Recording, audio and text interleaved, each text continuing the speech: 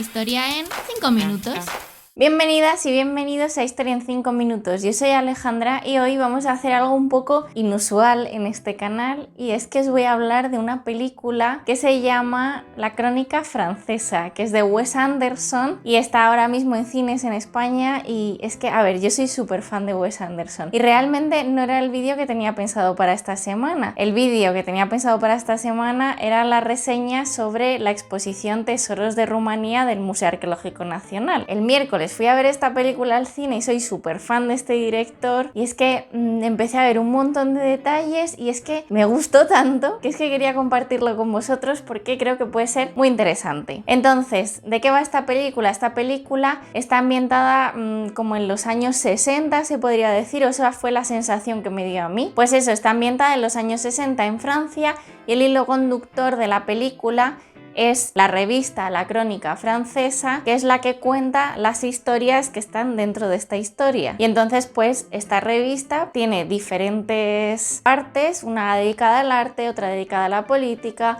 otra dedicada a viajes, otra a gastronomía, una de decesos. Entonces, a través de estas 4 partes te cuentan 4 historias. Entonces, ¿qué es lo que va a pasar en el vídeo de hoy? Pues yo voy a establecer relación entre cosas que se relatan en esta revista, ¿no? En estos relatos de la película, con sucesos históricos. Bueno, lo primero de lo que os quiero hablar, obviamente en orden cronológico dentro de la película, es de la figura del artista que enloquece por su propia genialidad, ¿no? Al fin y al cabo, su genialidad y su obra le impide ser una persona estable mentalmente. Entonces, esto lógicamente tiene su eco en la historia, aunque al fin y al cabo es un prototipo que muchas veces pues no se da el caso. Hay muchas personas, muchos artistas que son estables mentalmente. Una cosa no tiene que ver con la otra, pero sí que es verdad que existe este prototipo, esta idea de que muchos artistas pues no están bien de la cabeza, pero esto ya os digo que es simplemente pues un prototipo, ¿no? Realmente no están retratando aquí una figura original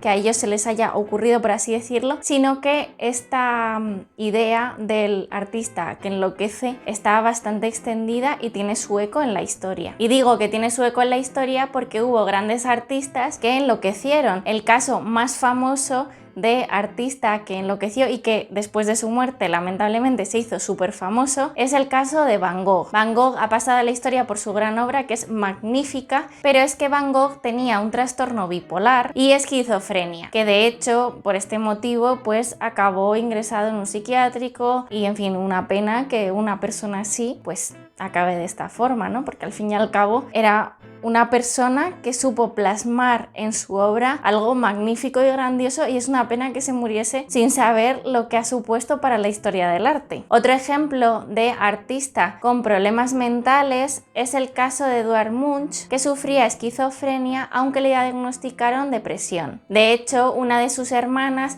padecía esquizofrenia, motivo por el cual estuvo ingresada en un psiquiátrico, y además Munch tuvo problemas con el alcohol. Otro ejemplo de artista con problemas mentales es el caso de Alois Corbaz, que a los 32 años le diagnosticaron esquizofrenia, por lo que ingresó en el psiquiátrico y allí se dedicó a pintar. De hecho, fue en el psiquiátrico donde comenzó a plasmar su gran obra, y desde luego que es muy interesante. De la siguiente parte de la que os quiero hablar es de la sección de viajes que hay en la revista, ¿no? Que bueno, que se ve en la película, y diréis, bueno, Alejandra, ¿esto qué tiene que ver? Realmente los viajes de masas, ¿no? El turismo de masas, como lo conocemos hoy en día, se inició en el siglo XIX. Antes pues la gente no viajaba como viaja hoy en día. Obviamente el turismo de masas se acrecentó en el siglo XX, pero realmente mi apunte no va por ahí. Mi apunte tiene que ver más con la historia del urbanismo, y es que es súper interesante porque hay un momento en esta sección en la que te muestran fotografías, bueno, fotogramas con la pantalla dividida, ¿no? Entonces en una parte se ve en blanco y negro el pasado de la ciudad y en el otro lado en color el presente en el que están viviendo pues estos personajes que son los que relatan al fin y al cabo las historias. Es muy interesante, por otro lado, cómo se juega con esto del color y el blanco y negro, que sobre eso iré ahora. Y lo que me parece súper interesante es cómo se muestra el cambio de una ciudad a través de mostrar este pasado y este presente. Y es que las ciudades están vivas,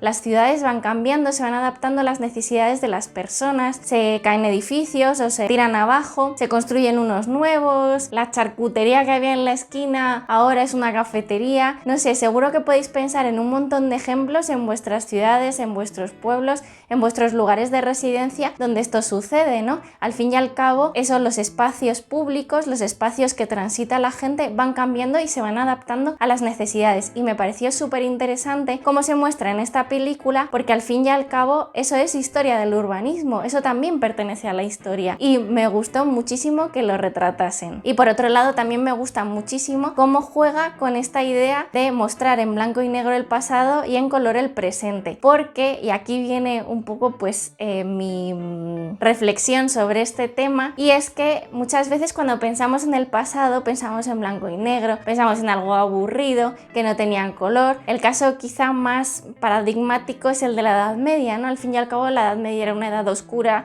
la gente estaba triste, la gente no veía en color, la gente veía en otros colores, y eso no es así. Cada periodo histórico tiene su color, tiene su vivencia, y son periodos en los que hay mucha vida, que eso no se nos debe olvidar, aunque nos hayan llegado pues ejemplos de ciertas situaciones pues que actualmente criticamos y juzgamos porque han sido actuaciones que se han llevado a cabo contra otros seres humanos que la verdad es que no deberían haber sucedido, pero bueno, sucedieron. Bueno, la cuestión es que aunque haya pasado todo eso, hay mucha gente que sigue viviendo y hay muchos aspectos dentro de la cultura y las sociedades pues tienen su vida y no hay que pensarlas en blanco y negro, aunque al fin y al cabo yo creo que es algo bastante cinematográfico el que veamos las cosas del pasado en blanco y negro muchas veces, porque al fin y al cabo cuando te pones una película antigua está en blanco y negro, cuando ves fotografías antiguas están en blanco y negro o en sepia. Entonces yo creo que un poco nosotros ahora mismo tenemos esta concepción sobre las cosas, pero que realmente no es así. Y por último os quiero hablar de la sección de política de la revista, bueno, del relato sobre política que hay dentro de la película, que me parece súper interesante, porque lo que nos está narrando es un movimiento estudiantil de claro corte marxista, están escribiendo un manifiesto, en fin, tiene un montón de elementos y además se ubica en marzo de ese año, del año que sea, cuando todos conocemos un movimiento estudiantil que tuvo conexión con un movimiento obrero muy importante en Francia, como fue el Mayo del 68. Y yo creo que en este sentido está haciendo muchos guiños al Mayo del 68 francés y me parecía súper interesante. Al fin y al cabo, Wes Anderson pues mete muchas cosas muy surrealistas, que hay momentos en los que dices, no estoy entendiendo muy bien a dónde quieres llegar, pero bueno, me estoy entreteniendo por el camino. Y entonces tampoco puedo hacer un análisis de esto había en el 68 francés, porque no lo tengo claro y creo que hay mucho de fantasía en la película, pero sí que creo que hay un cierto paralelismo bastante claro entre una cosa y la otra. Por supuesto, si no habéis visto esta película de Wes Anderson, os animo a que la veáis, es maravillosa. A mí se me hizo súper rápido el tiempo en el cine, o sea, es que fue así. Y es que me encanta Wes Anderson, realmente casi todas sus películas, por no decir todas, son una obra maestra. Visualmente es una pasada, es increíble, se nota que sabe muchísimo de historia del arte, tiene un estilo muy peculiar, no solo de la narrativa visual, sino también de la narrativa a nivel de guión, y creo que os puede interesar si no conocéis muy bien su obra. Es magnífico, es maravilloso, y si lo habéis visto, dejadme en comentarios cuál es vuestra película favorita, por favor. Es que, o sea, si hay fans de Wes Anderson viendo este vídeo, o sea, por favor que se manifiesten, porque es que me hace mucha ilusión. Es un director que a mí es que me encanta, me parece increíble. Y bueno, hasta aquí el vídeo de hoy, espero que os haya gustado. Dadle like, compartid el vídeo, que me encanta pasar este rato aquí con vosotros, y nos vemos pronto por aquí en Historia en 5 minutos. Hasta luego.